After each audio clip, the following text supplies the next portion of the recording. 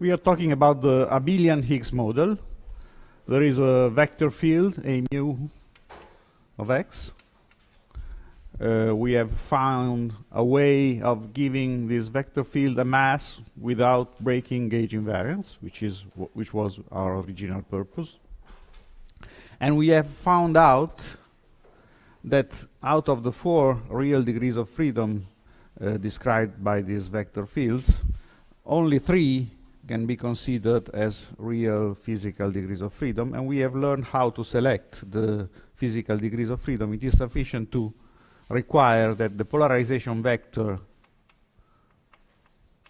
which is a function of the 3 momentum of the asymptotic states of the vector boson, satisfy this transversity condition.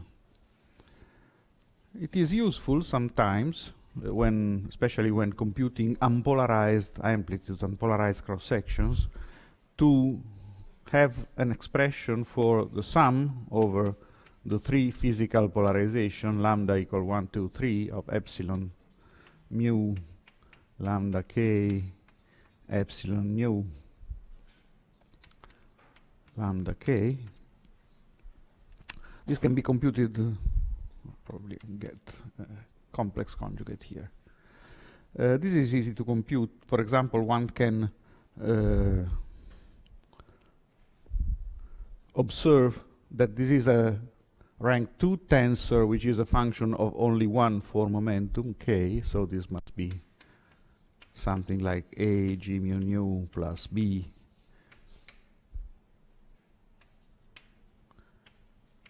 k mu k nu, and the values of a and b can be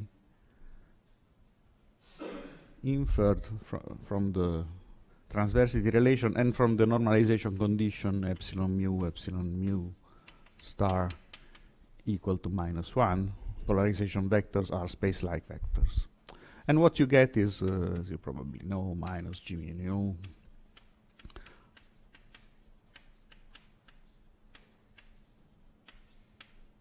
plus k mu k nu divided by m gamma square. This is the sum of a polarization. So we take this relation here. It will be useful to us in a moment. Let me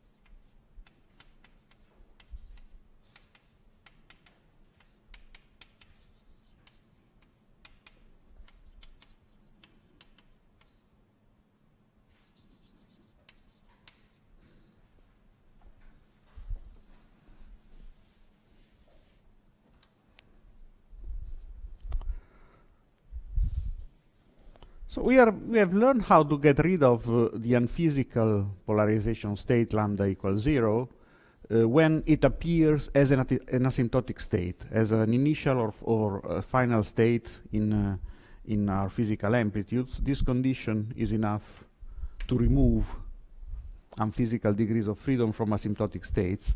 But of course, the lambda equals 0 state can appear as intermediate state in the amplitude when they appear in internal lines of Feynman diagrams. So we have to figure out how the theory takes care of itself, in a sense, how the unphysical degrees of freedom are removed not only from asymptotic states but also as intermediate states. I will show how this happens by an example.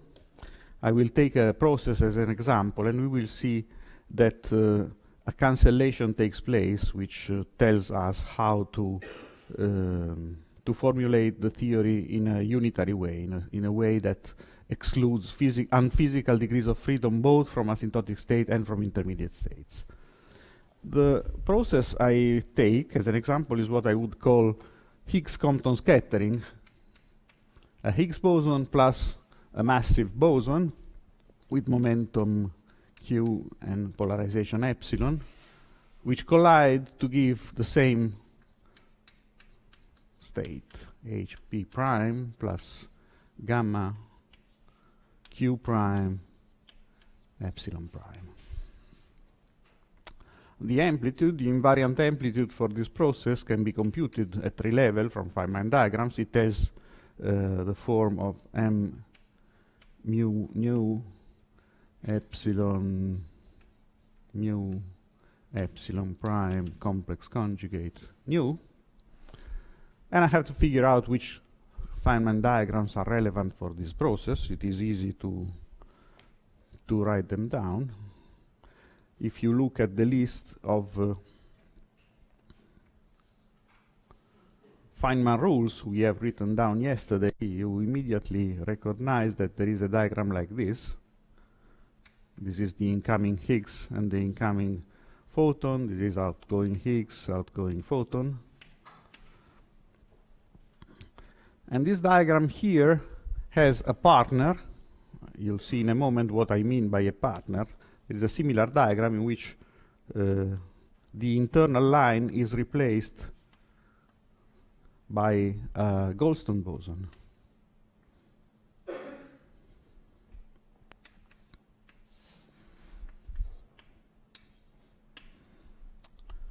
Then we have a similar pair of diagrams in which the internal line is exchanged in the T channel instead of the S channel, which is this one.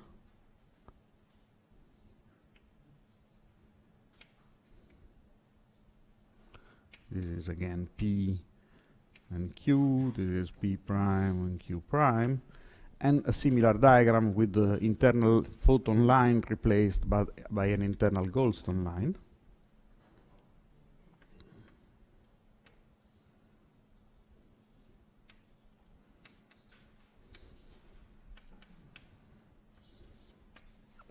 And then we have two more diagrams which are not that relevant for what I'm going to tell you, but I write them down for completeness. There is a diagram like this.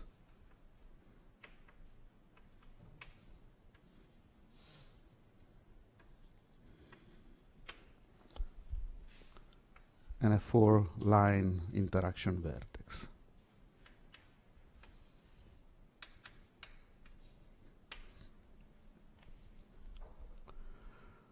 Okay, so just go ahead and compute them.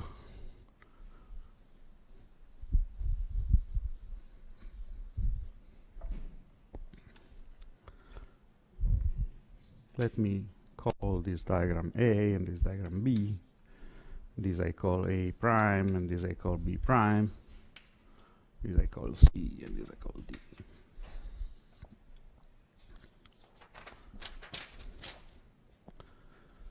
Go back to my Feynman rules.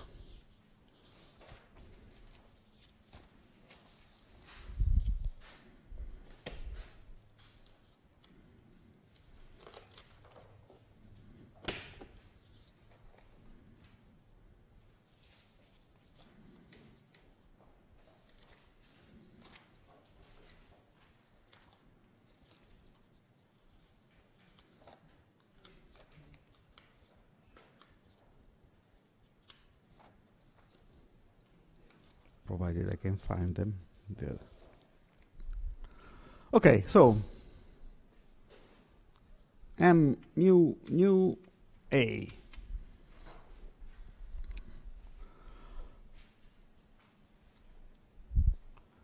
The vertex photon Higgs is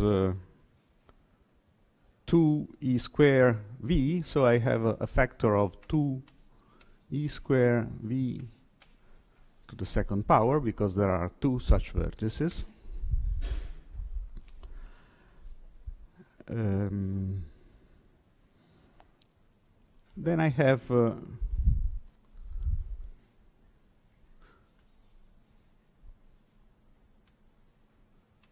G mu rho, the propagator for the massive vector boson, G rho sigma divided by P plus Q square minus E square V square. And then I have another vertex here, which is G sigma nu. I am probably should write here nu and here mu if I stick to the convention that the index of the incoming photon is mu and the index, the Lorentz index related to the outgoing photon is nu.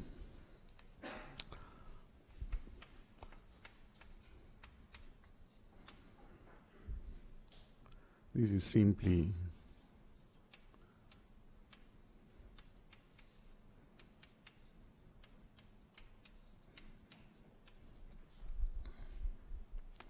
so the amplitude for diagram A is this one. Let me compute immediately the amplitude for diagram B.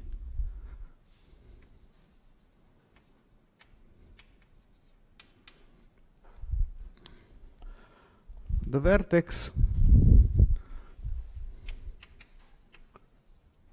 Higgs Goldstone photon has a Feynman rule which is I E P mu G minus P mu H, where the momenta are taken to be incoming.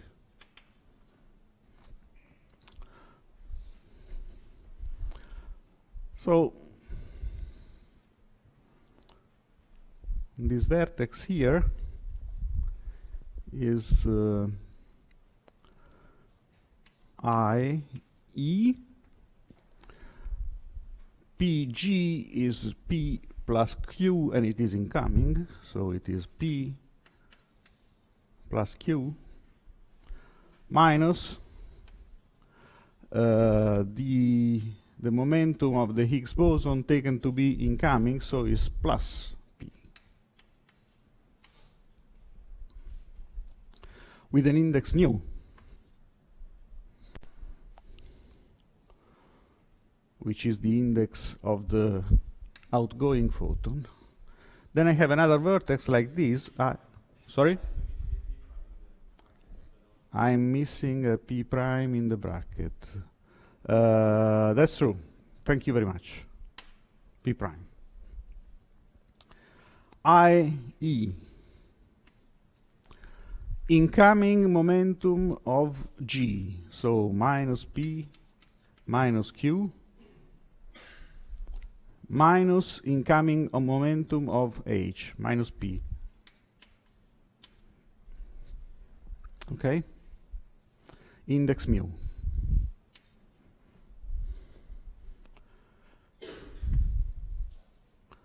Propagator of the Goldstone boson, there is a minus sign in my convention for propagators. P plus Q square minus E square V square.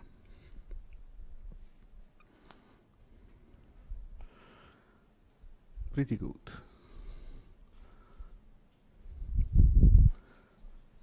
Let me go here. I erase these two diagrams, not that interesting for our present purposes.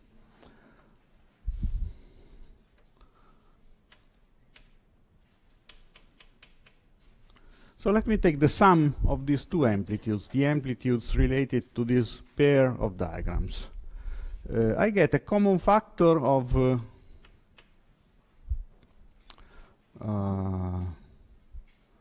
let me see, 1 divided by P plus Q square minus E square V square. Then let me collect a factor of 4 e to the 4 v square, which is the factor appearing in the propagator there.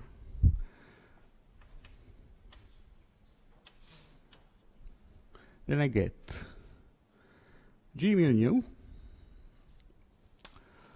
There is a minus sign, but there is an I square which compensates the minus sign, so it is a plus sign. But there is a minus sign in this bracket here, so let me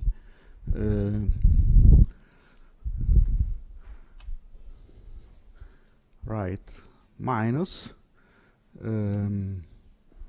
P plus Q plus P prime this is nu, p plus q, 2p plus q mu. Divided by, I have collected a factor of 4 e to the 4 v square, so I have an e square v square here. Okay.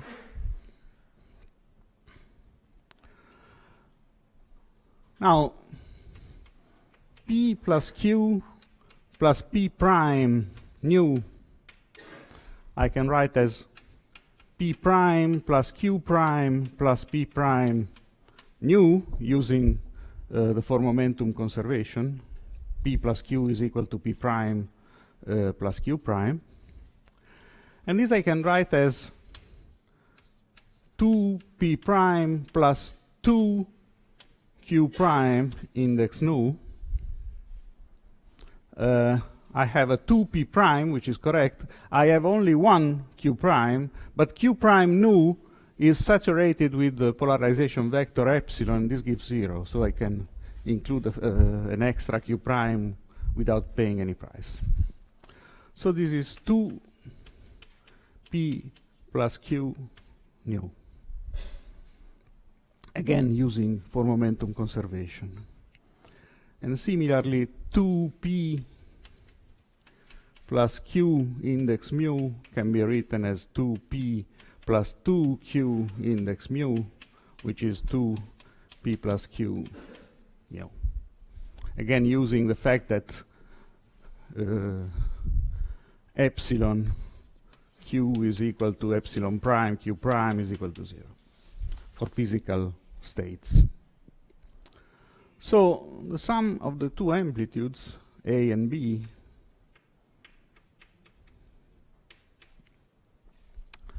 is equal to a factor of 4 e to the 4 v square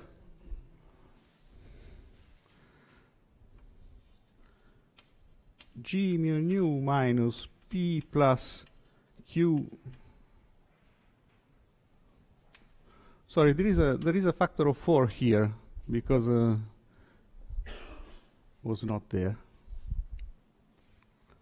So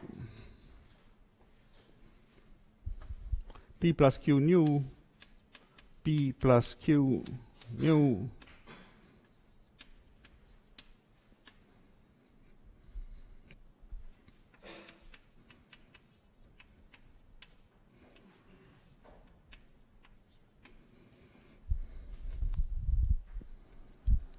this is the result which I wanted to find. Look at this amplitude, the sum of the amplitudes for diagrams A and B, and compare it with the amplitude for diagram A only. You see that they are essentially the same, the only difference being the numerator of the propagator. And the numerator of the propagator, in the case of diagram A only, contains g mu nu, which is the projector operator over the 4 polarization state, while this tensor here is precisely the sum up to the sign over the physical polarization state.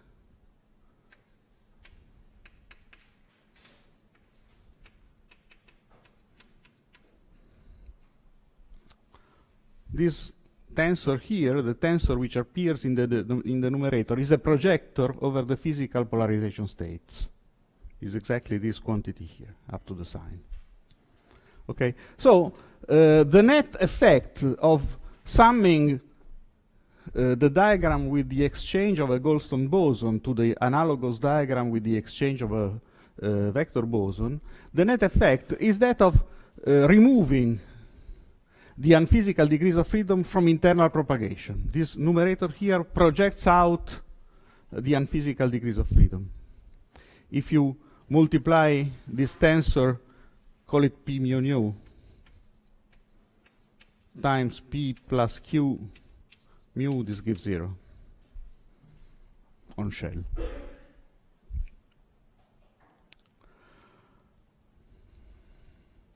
So this miraculous cancellation takes place. The exchange of a Goldstone boson exactly cancels the exchange of unphysical degrees of freedom in the diagrams with the photon internal line. And I don't want to be too boring. It is rather obvious that the same happens for this pair of diagrams. They are just in the T channel, but it is exactly the same. The vertices are the same, and the computation is exactly the same. So what happens is that the effect of the unphysical degree of freedom in the vector boson is cancelled by the Goldstone boson. So in the end, it is sufficient to exclude the Goldstone bosons from the physical spectrum, from asymptotic states, on top of the rule epsilon mu k mu equal to 0. You have to impose another rule in the state of physical states of our theory, which is that no Goldstone boson should be taken as an asymptotic states in a physical state. If you do that, then automatically the theory only takes into account physical degrees of freedom. So G, the scalar field G, is not a physical degrees of freedom, as well essentially as the longitudinal polarization state of a mu are not physical degrees of freedom. And there is an easy way to see this. Actually, yeah, I can erase everything. This is not a proof, of course, but it is rather easy to generalize it to any amplitude. You can imagine. So this cancellation takes place systematically, and it is sufficient to declare that no Goldstone boson should appear as external line in order to have a physical theory. There is an easy way to see why this happens, and the way is the following.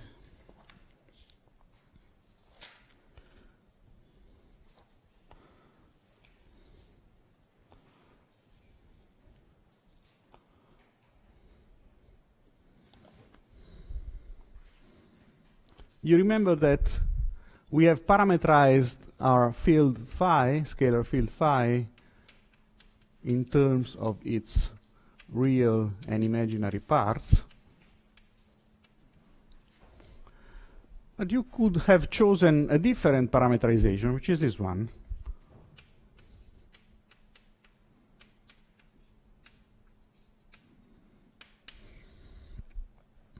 Instead of parameterizing it as a real part and imaginary part, you can parameterize it as a modulus and a phase.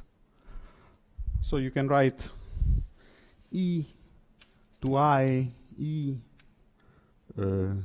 theta of x, where theta of x is a scalar field, times h plus v divided by root of 2. So with this parameterization, in terms of a modulus and a phase, what you get is that the role of the Goldstone boson G is played by this phase here. But now it is clear that by a gauge transformation, you can transform away this phase. If you perform a gauge transformation with parameter minus theta, which you are allowed to, if you choose the gauge in this way instead of, for example, Feynman gauge, you can remove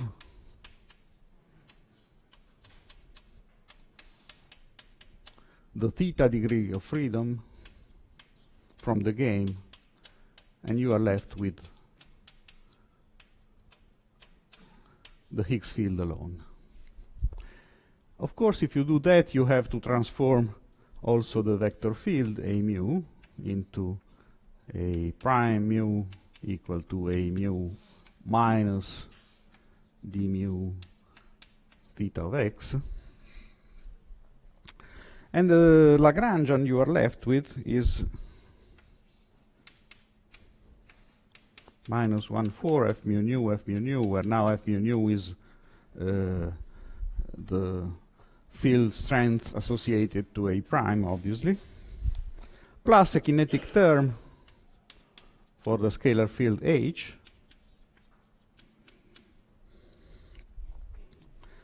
Then you have a coupling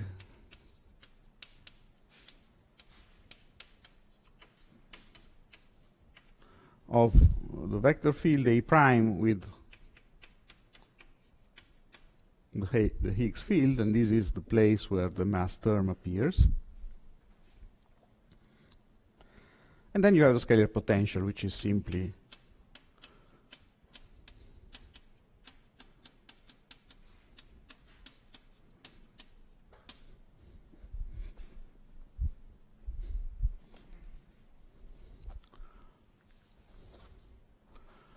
so with this gauge choice, this particular gauge choice, which is the gauge choice which removes the unphysical scalar field, you are left with a simple Lagrangian like this. This gauge choice is called the unitary gauge. But it removes from what? From field? Sorry? It removes a physical field From the Lagrangian. It doesn't appear anymore. but You mutate. you already find You call it a mu, and that's it. There is no trace of theta anymore. So you may ask, why didn't you do so from the very beginning? And the reason is very simple. If you choose the unitary gauge, the propagator for the vector field,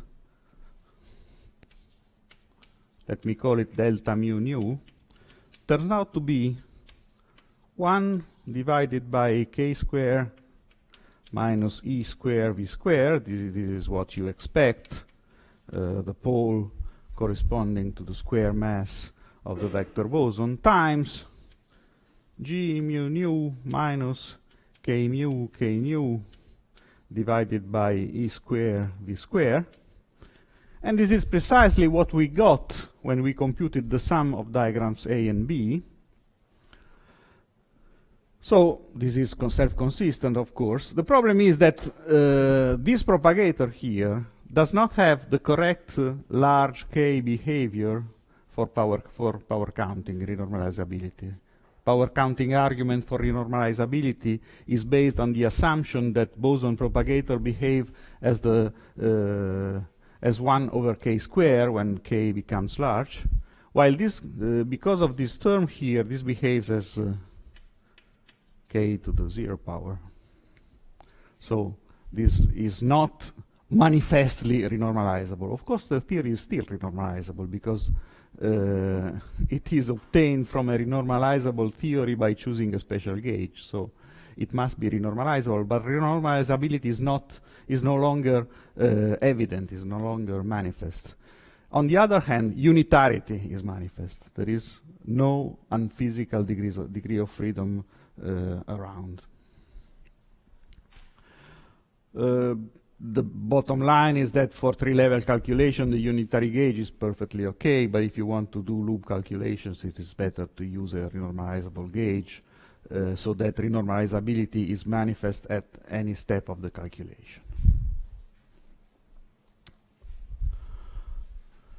So this is a very important point. The abelian Higgs model is a unitary and renormalizable theory, provided you exclude unphysical degrees of freedom from the spectrum of physical states.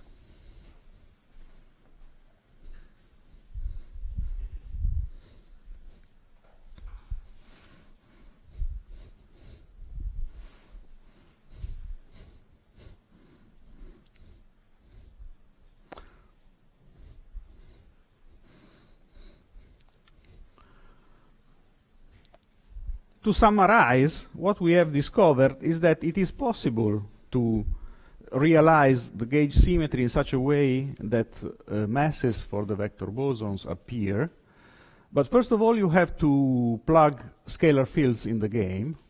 This is the first point. And the second point is that at least one of the scalar fields in the scalar sector are physical states. The Higgs boson has been searched for precisely for this reason. There is the possibility of breaking the electroweak symmetry spontaneously, but a physical scalar remains in the spectrum and you have to observe it in your detectors, and this is what happened a few years ago.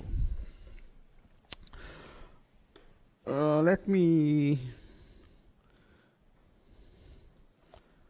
just for completeness, a word about different gauge choices. We have used the so-called Feynman-Toft gauge choice, which corresponds to a gauge fixing term like this. And this is a term proportional to the Goldstone boson. You may generalize this gauge fixing by introducing an arbitrary constant here. This is a perfectly acceptable gauge choice, and what you get in this case is that the propagator for the vector boson takes this form: 1 over k square minus m square plus I epsilon times g mu nu minus 1 minus psi k nu divided by k square minus psi m square. This is the vector boson propagator in the generic psi gauge, how it is called usually. You see that for psi equal to 1, this term disappears. In the Feynman gauge, the term proportional to k nu is not there. And this is why often the Feynman gauge is a preferred gauge choice. It is interesting to note that this propagator has, in any case, the correct behavior as k becomes large, because of this k square in the denominator. So psi equal 1 is what is called the Feynman gauge.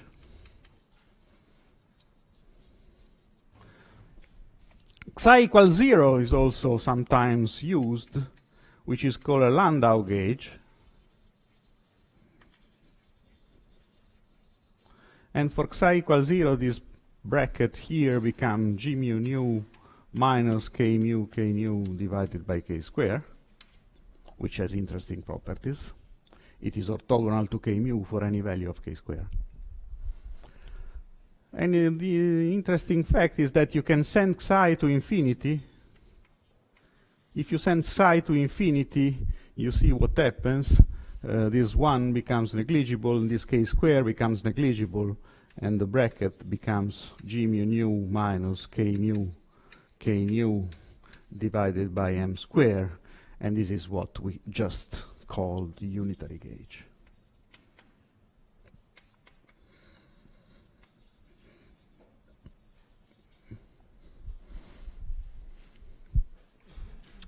Just a curiosity for the moment, we are not discussing gauge fixing in any detail.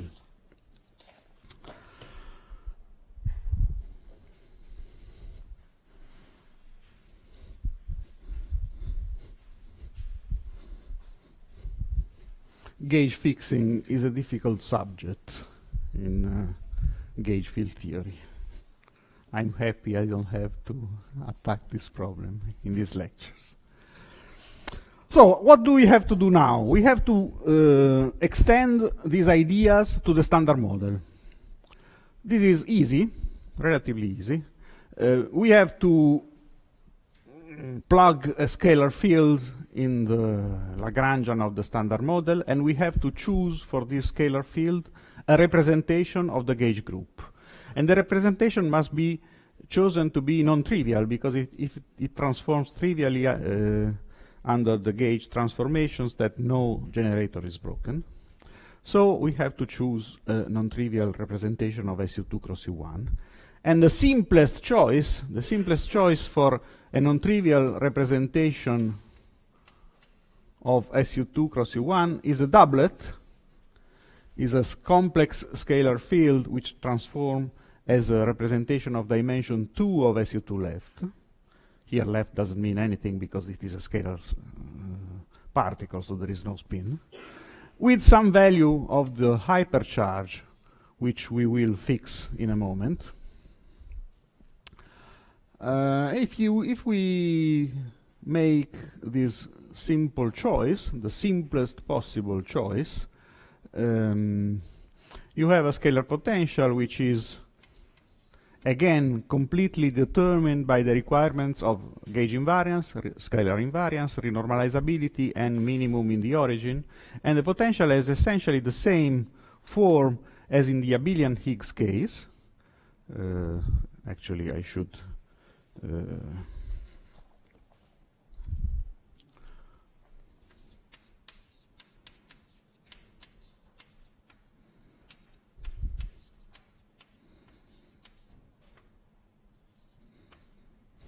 where now V, the constant V, which is called the order parameter in some cases, this is a language which is borrowed from solid state physics, the order parameter is now a doublet of order parameters because we have a doublet of scalar fields.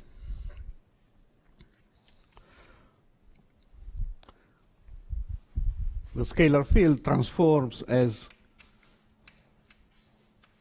we have seen in the case of the abelian Higgs model, which means that phi plus v over root of 2 goes to e to I g. Then I have to place here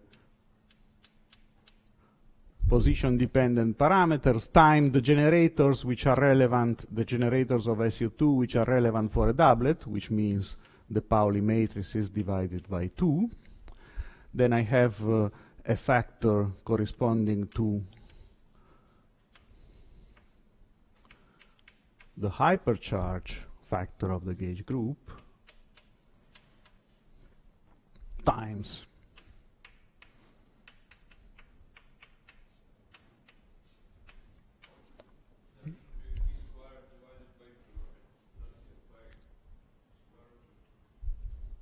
Thank you.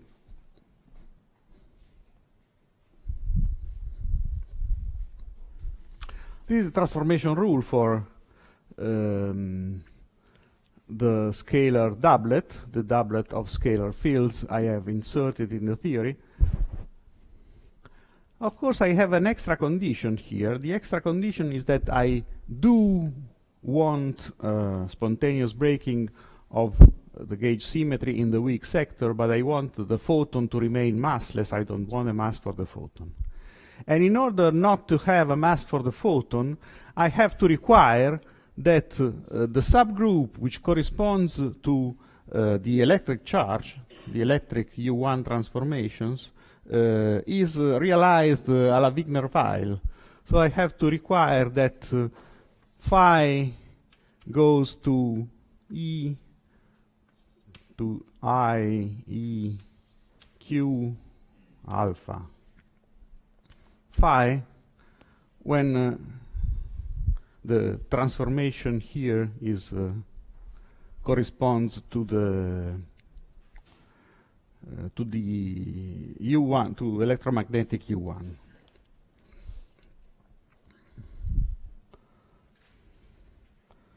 And in order to do that, I have to recall that Q is equal to T3 plus Y divided by 2. This is a general relation.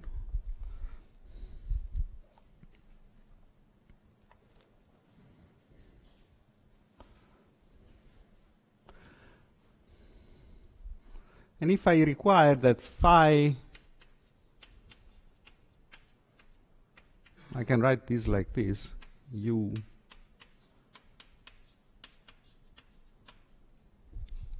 I want phi to go to U phi when U is an element of electromagnetic U1. which means that v over root of 2 must be equal to u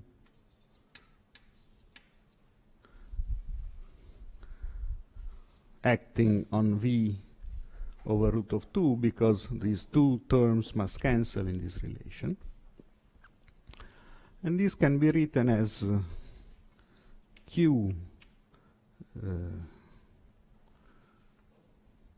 v1 v2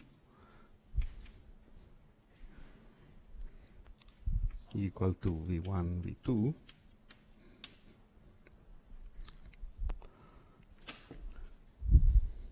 or equivalently t3 plus y divided by 2. So 1 plus y phi divided by 2, 0, 0, minus 1 plus y phi divided by 2, acting on v1, v2. Sorry, this is 0, not v1, v2.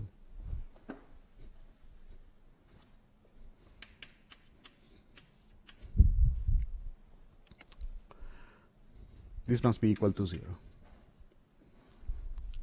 I must impose this condition in order not to break the electromagnetic subgroup of the gauge group. And this relation means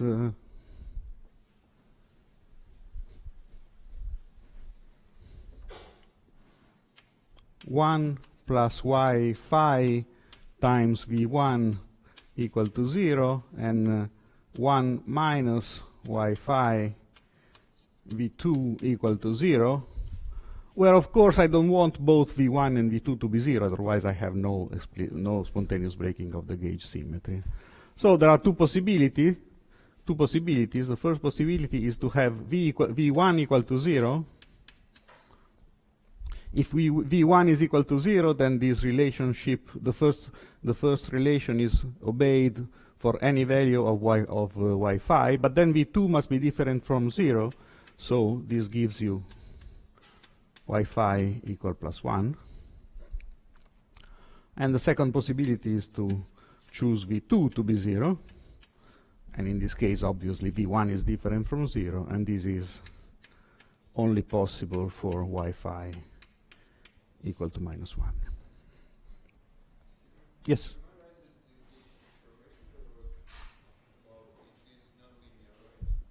Yes.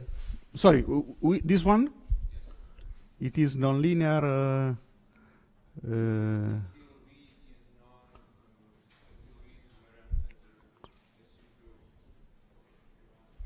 What do you mean nonlinear? It's linear in the field.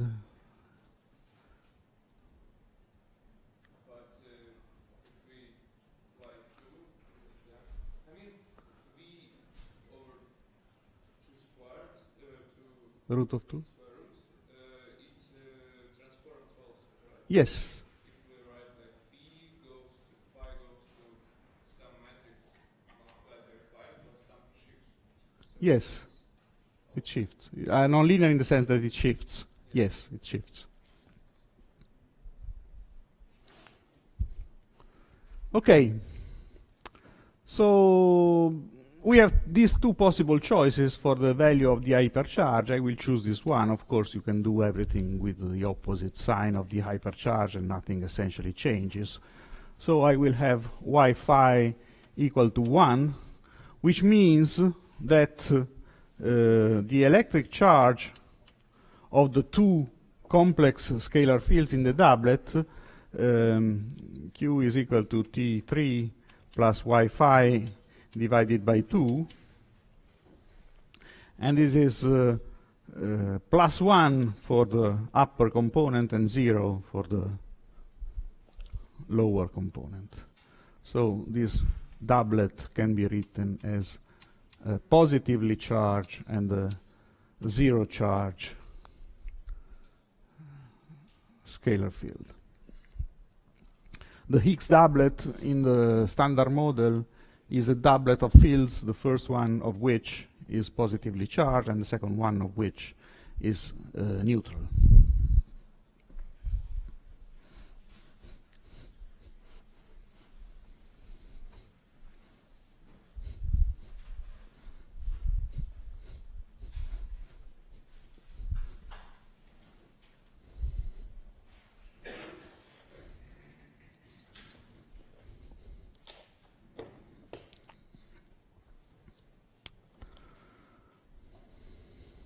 Let me, well, now we have to repeat all what we did in the case of the abelian Higgs model. Let me choose the unitary gauge immediately in order to simplify matters, which means that I parameterize the Higgs field like this.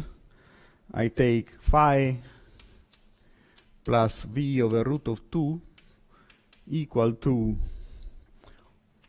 1 over root of 2, the exponential of I tau I theta I of x divided by 2, I don't know, times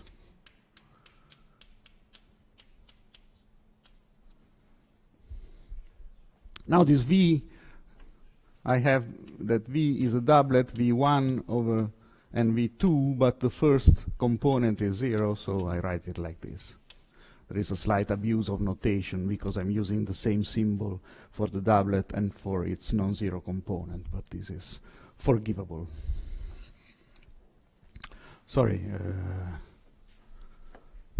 this is a doublet, so 0.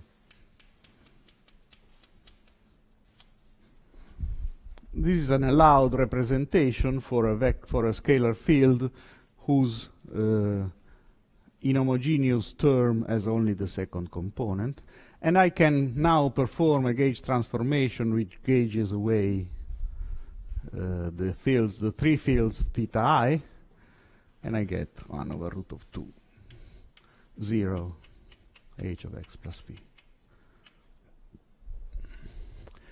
As we have seen, this simplifies considerably the whole Lagrangian, in particular the covariant derivative of the Higgs field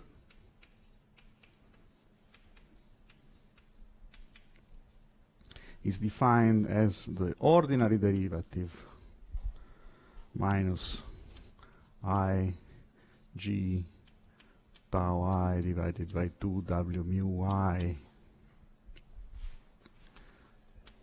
phi plus v over root of 2 minus I g prime b mu 1/2. This 1/2 is just the hypercharge divided by 2 times phi plus v over root of 2.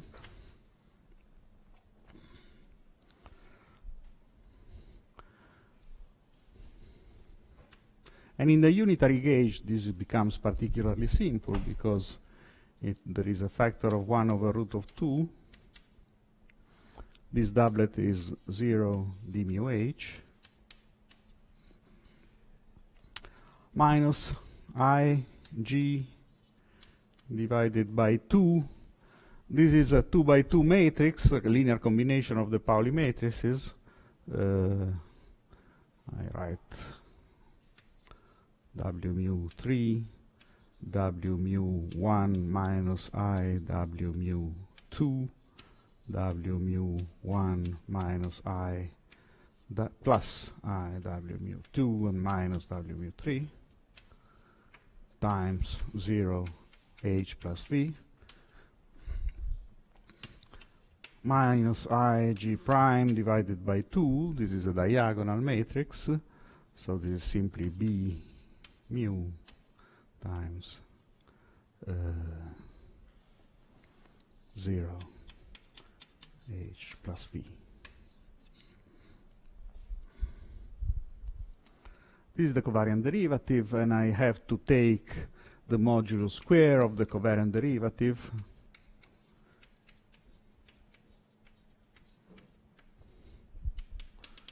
This is a long calculation, but what I'm interested in is the term which is proportional to v, the term which I get when I set h equal to 0, because this is the mass term.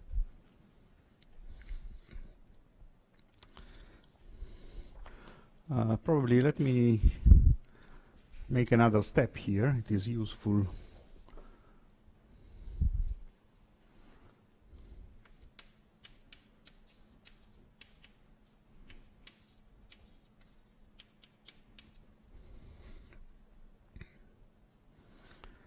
Here I have minus I divided by 2.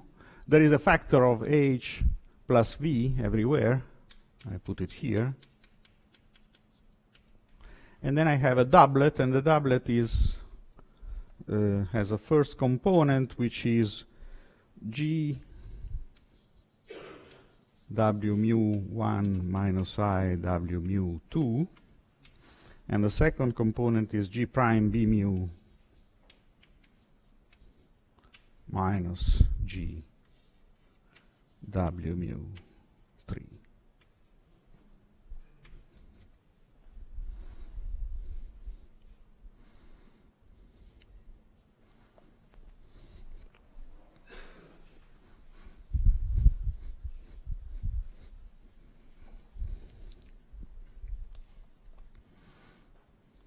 Now if I take d mu phi plus v over root of 2 modulo square for h equal to 0, this is what I call the mass term. And this is 1/2 v square over 4 times the scalar product of the Hermitian conjugate doublet times the same doublet, which means G square W mu 1 minus I plus I W mu 2 W mu 1 minus I W mu 2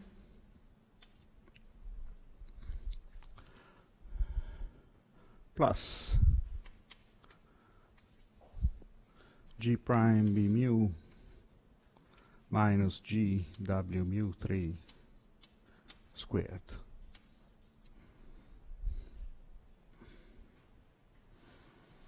And this is what?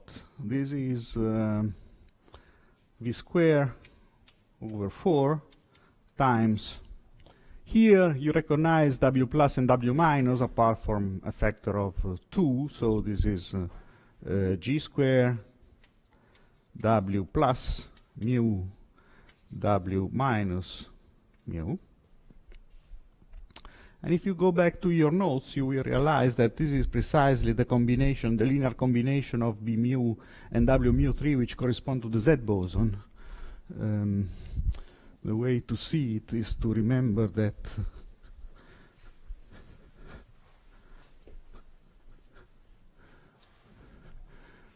G sine theta W is equal to G prime cosine theta W, which means that the tangent of theta W is G prime over G, which means that sine theta W is equal to G prime divided by root of G square plus G prime square, and cosine theta W is equal to G divided by root of G square plus G prime square.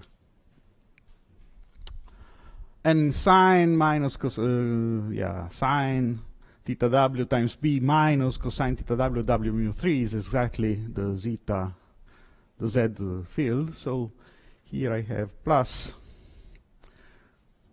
G square plus G prime square. There is a factor of 1/2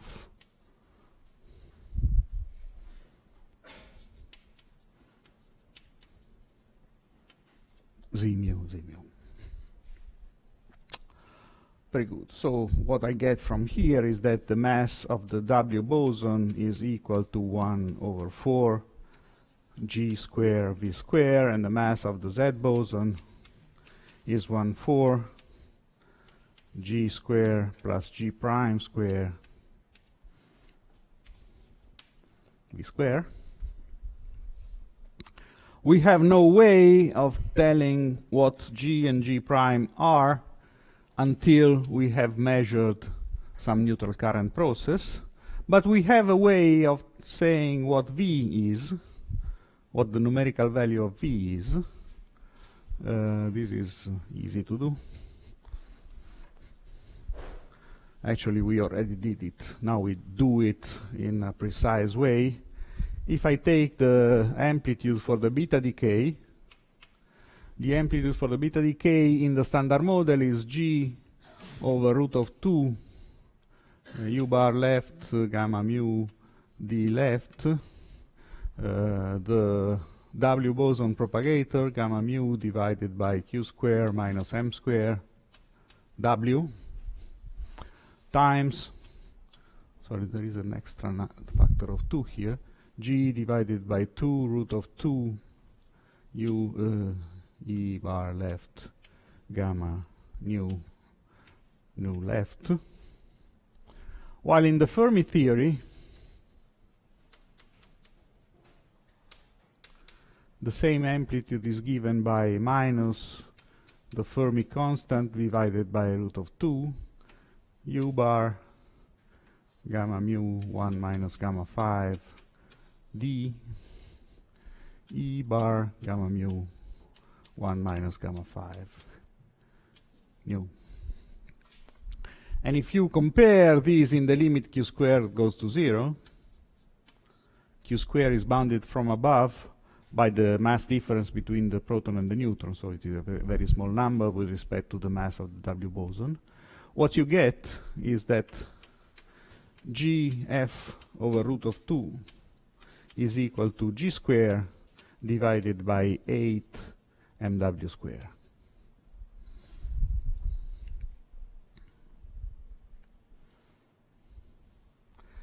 But now we know that mw square is proportional to G square, and the proportionality constant is V square, so this is also equal to G square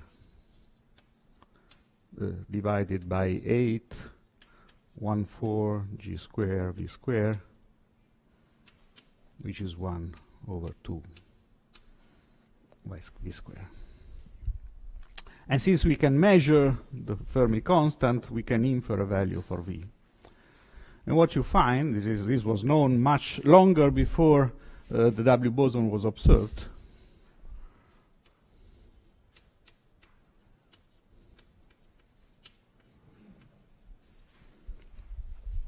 The order parameter for the standard model is of the order of 250 GeV.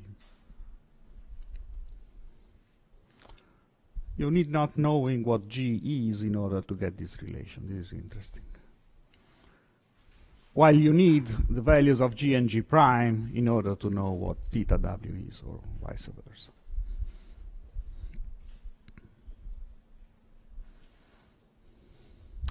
Okay, so this completes the Higgs mechanism in the standard model. In its simplest realization, of course, if you can imagine more complicated Higgs sector, you can imagine inserting more than one doublet or Higgs scalars in larger representation of the gauge group. There is no problem with that. The only point is that you get more physical degrees of freedom. In this minimal realization of the Higgs model, you have only one physical degrees of freedom, which is the Higgs boson. If you enlarge the Higgs sector, you can have, in general, you do have more physical degrees of freedom, but apparently nature has chosen the simplest realization of the Higgs boson, of the Higgs mechanism. Very good. We have plenty of time left, so we can attack the second problem.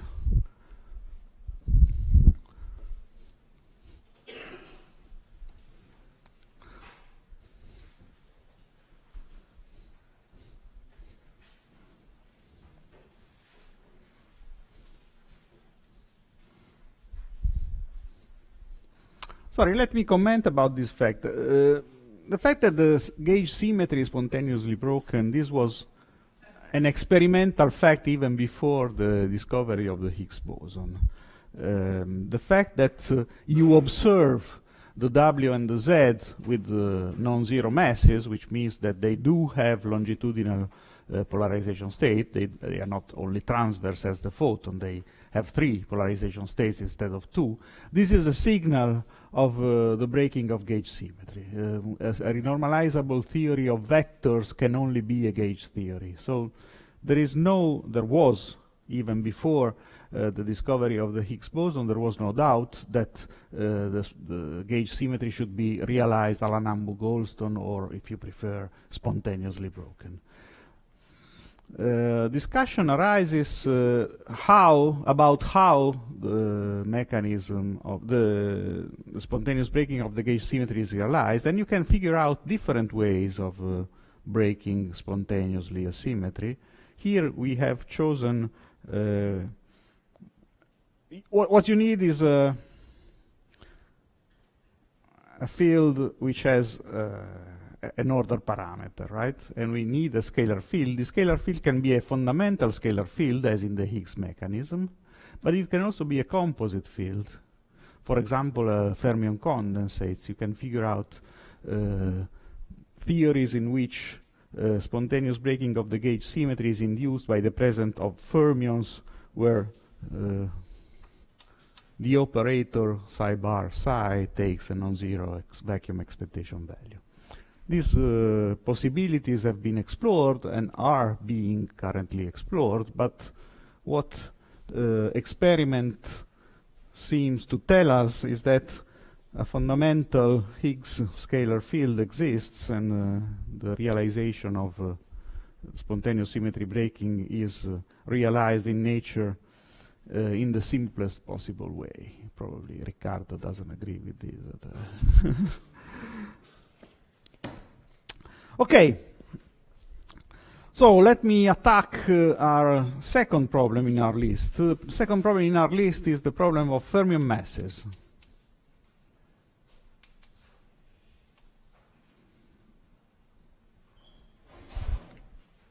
The problem of fermion masses is strictly related to the problem of flavor. Actually, what we call flavor is nothing but the mass of the different quarks.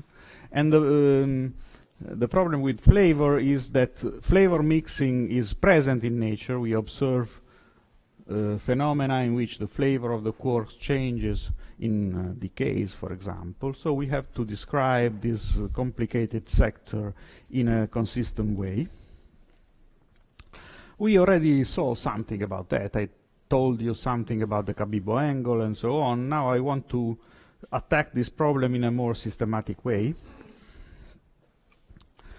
And I will do it in a way which I learned from Riccardo Barbieri, I like very much. So I give credit to Barbieri for this way of exposing the problem of flavor mixing. The problem can be stated in the following way. The fermion sector of the standard model Lagrangian, before introducing masses, can be written like this, as a sum. Let me first consider the standard model with only one generation. Okay, only one generation of quarks and only one generation of leptons. So you can write the fermionic Lagrangian like this, is a sum over 5 different representations of the gauge group of psi bar k I d slash covariant derivative psi k. And these 5 representations can be labeled in an arbitrary way. For example, I can attach the label k equal to 1 to the quark doublet,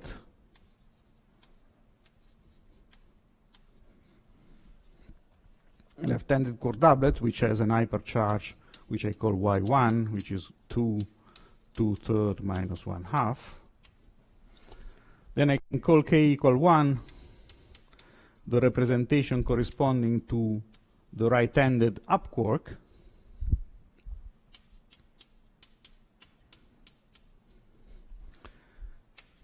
K equal to 2. K equal to 3 is the down right-handed quark.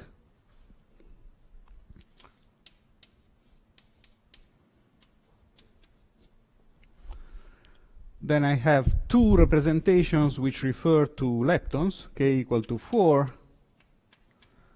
is the lepton doublet, the left-handed lepton doublet, with y4 equal to -1. And finally, the representation which I call k equal to phi is the right-handed electron, which has y phi 5 equal to -1 to -1.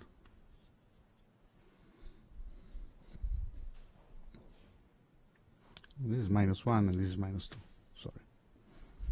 Yes. There are other representations, but the standard model we use only that, right? We found that these assignments of representations is the one which is correct in the sense that it reproduces the structure of currents which appears in the Fermi-Lagrangian. Of course, there are many representations of x equal to +1. So the fermion-Lagrangian can be written in this way, and the covariant derivative, the mu, is d mu minus I g ti w mu I minus I g prime y divided by 2 b mu, where ti are the Pauli matrices divided by 2 for doublets and 0 for singlets, and the values of the hypercharge are this one. Are those listed there. So what you can observe is that this fermionic Lagrangian has an enormous global symmetry which we didn't require. It is an accidental symmetry in the sense that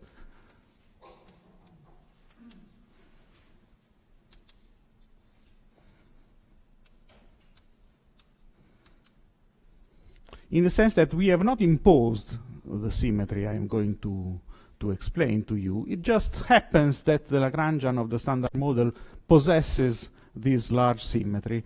And this symmetry is a symmetry, an invariance, under the transformation in which each representation, psi k, is multiplied by a phase. A global phase. This is a constant now.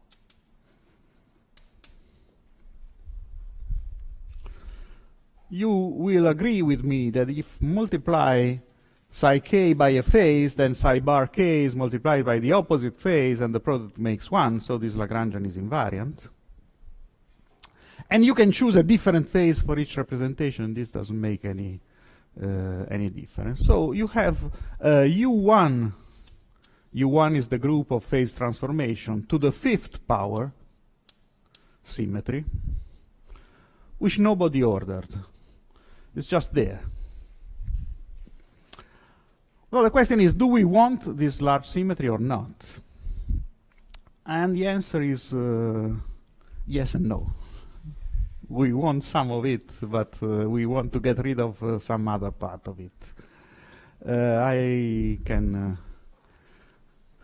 tell you easily what I mean by that. Let me look at the 5 conserved currents. There are 5 conserved charges connected with this large accidental symmetry. The current J mu 1 is U bar left, gamma mu U left, plus D bar left, gamma mu D left. J mu 2 is U bar right, gamma mu U right. J mu 3 is D bar right, gamma mu D right. J mu 4 is nu bar left, gamma mu nu left, plus E bar left, gamma mu E left. And J mu 5 is E bar right, gamma mu E right. In this form, it is not easy to see whether we like this conserved current. Here the point is that the mu, J mu k, is equal to 0 for each of them. So there is a conserved charge for each of these conserved current. It is not easy to see in this form whether we like this symmetry or not, but I can take linear combinations of them, and we will easily find out which of these 5 currents we like as conserved current, which we do not. For example, I can take the following linear combination, J mu, let me call it J mu y, which is the sum of yk J mu k. This is simply the hypercharge current. So this is conserved because of the gauge symmetry. This is fine.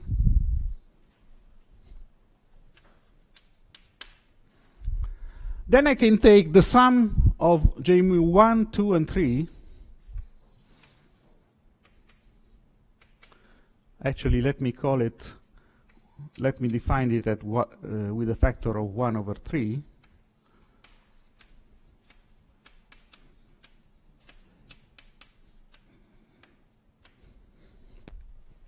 If you sum J mu 1, J mu 2, and J mu 3, what you get is 1/3 U bar gamma mu U plus D bar gamma mu D. Because U bar left gamma mu U left plus U bar right gamma mu U right gives you simply U bar gamma mu U right, and the same is true for D. And this is the baryonic number current.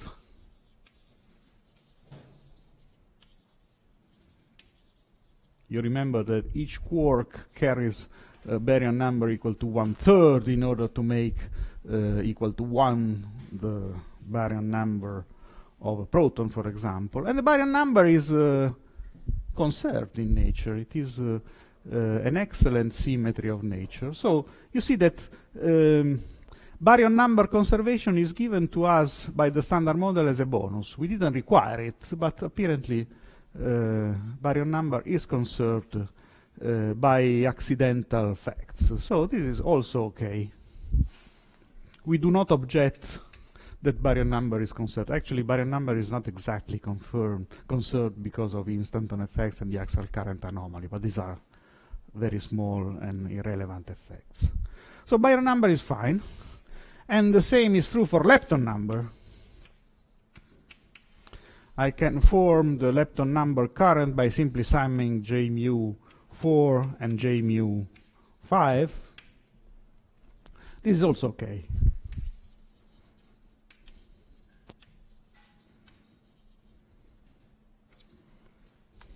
But then I have other currents. These are 3 so far. 1, 2, 3. I have 2 more.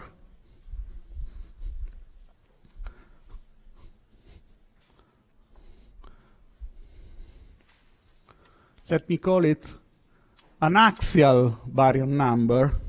The axial baryon number is defined as J mu 1 minus J mu 2 minus J mu 3. And this is U bar gamma mu gamma 5 U plus D bar gamma mu gamma 5 D.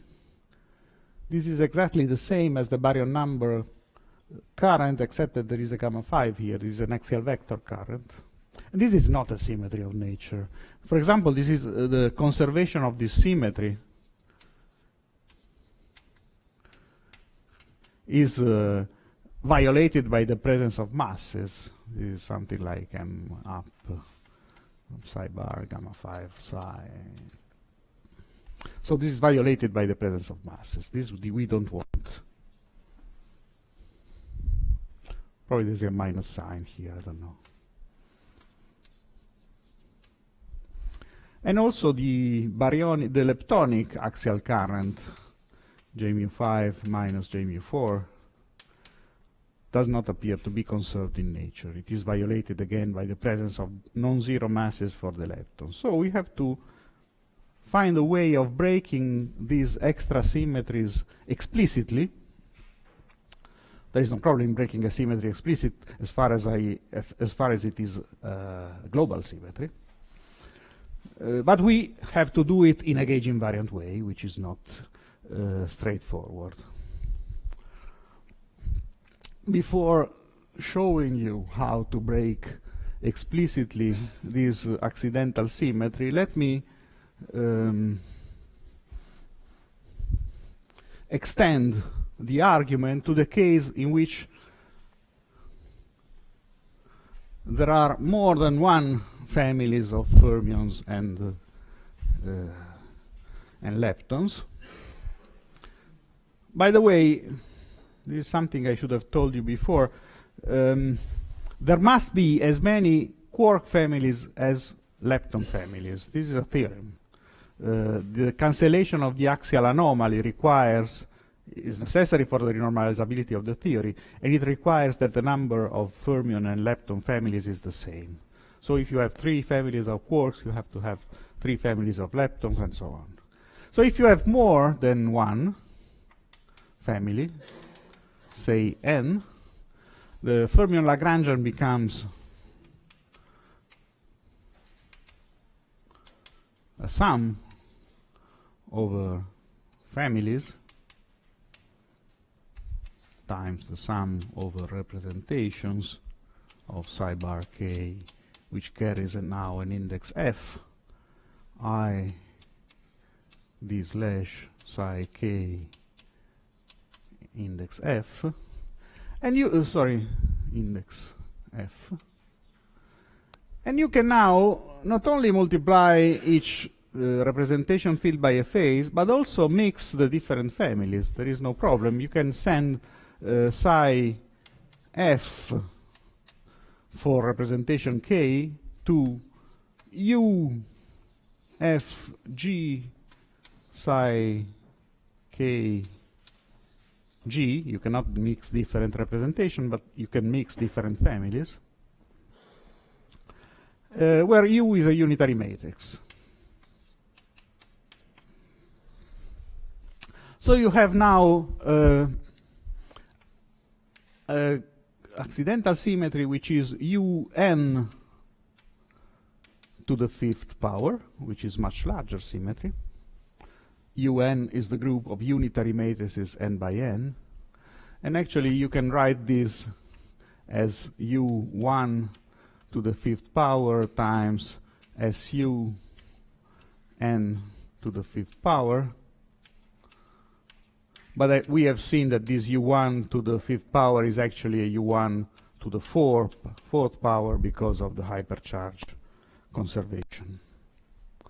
So we have to break this enormous accidental symmetry. Here I don't make the list of which part of this accidental symmetry we want and which we do not. But clearly this accidental symmetry is much larger than the symmetry which is present in nature. What do? I go on, Riccardo?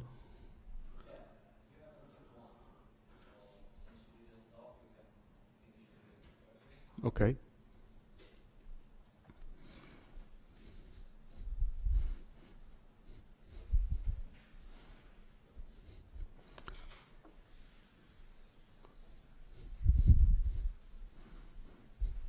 So what I'm going to tell you is the subject of breaking, explicit breaking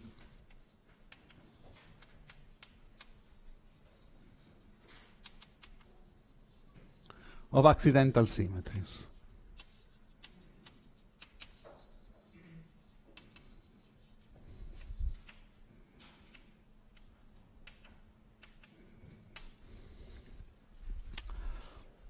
To do this, let me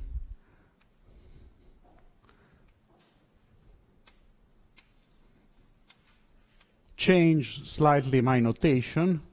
I will have a collection of quark left-handed doublet, and I put a prime here. I put a prime here because I want to reserve the unprimed notation for the fields which have a definite value of the masses. So let me put a prime there. Then I have U prime right-handed, D prime right-handed, and a lepton doublet, left-handed doublet.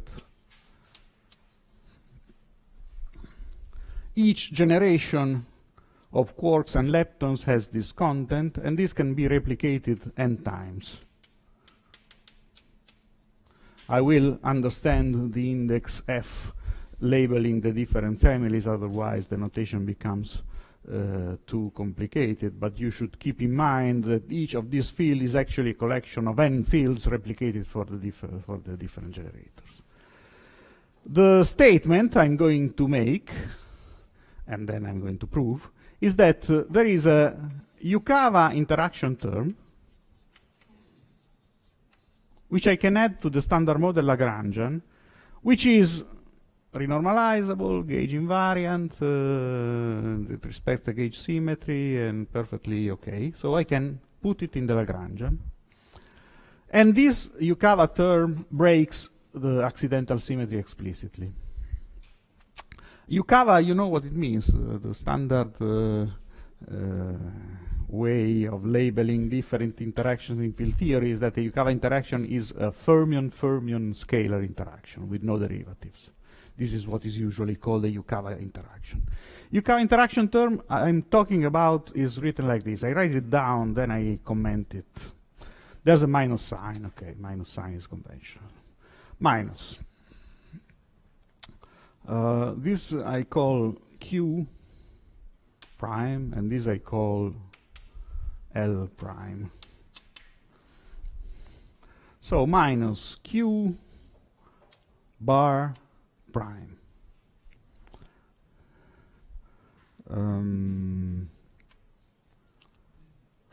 A matrix which I call H prime D, D prime right, and the Higgs doublet. Yes. Accidental symmetry swimming only those two currents which are axial. Yes. So this is a first term in the Yukawa interaction. Then I have a term which is Q bar prime H prime U, U right prime, times phi plus V over root of 2 charge conjugate. I will tell you in a moment what this means. And then I have a lepton term, minus L bar prime, H prime left, E right,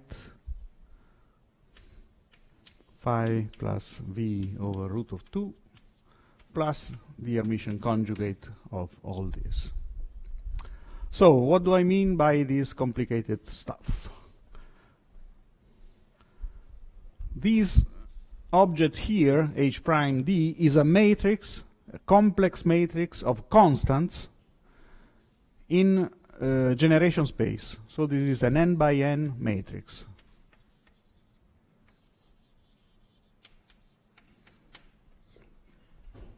Q is a vector in generation space, D prime is a vector in generation space, so this is a notation which is acceptable. This term is manifestly invariant under SU2 because Q prime is an anti-doublet, Q bar is an anti-doublet, and phi plus V over root of 2 is a doublet, so the product is SU2 invariant. The hypercharge quantum number is also conserved because I have the sum over hypercharge in this term is equal to minus sign because of the Dirac conjugation, minus 2 times 2/3 minus 1/2 plus 2 minus 1/3 plus 1, and this is minus 4 over 3 plus 1 plus minus 4 minus 2 over 3 plus 1, which is 0. So this is both SU2 and U1 hypercharge invariant. So this is allowed by gauge invariance. And it is renormalizable. I have a 3/2 for this fermion field here as a dimension, the 3/2 for another fermion field here, and 1 for the dimension of the scalar field, and the sum makes 4, which means that the matrix of constant H prime is a matrix of dimensionless constants, which means that the term is a renormalizable term. Go to the second term. The counting of the hypercharge is similar. I don't want to go through it. Let me only tell you what do I mean by phi plus v over root of 2 charge conjugate. If you have a doublet, an object which transforms under the dimension 2 representation of SU2, then you can form a charge conjugate object which is defined as epsilon times phi complex conjugate. And epsilon is the antisymmetric matrix in 2 dimensions, 0, minus 1, minus 1, 0. And you can prove that if phi transforms as a doublet, then also phi c transforms as a doublet, which is what is usually said in terms that the fundamental representation of SU2 is equivalent to its complex conjugate. And the equivalence relation is this one. So you can show that this doublet, the doublet defined like this, which means swapping the 2 components and changing the sign of one of them and taking the complex conjugate. This is again a doublet. So this is a doublet, which tells us that this term is SU2 invariant, and it is also hypercharge invariant, so it is fine. And the lepton term has a similar sort as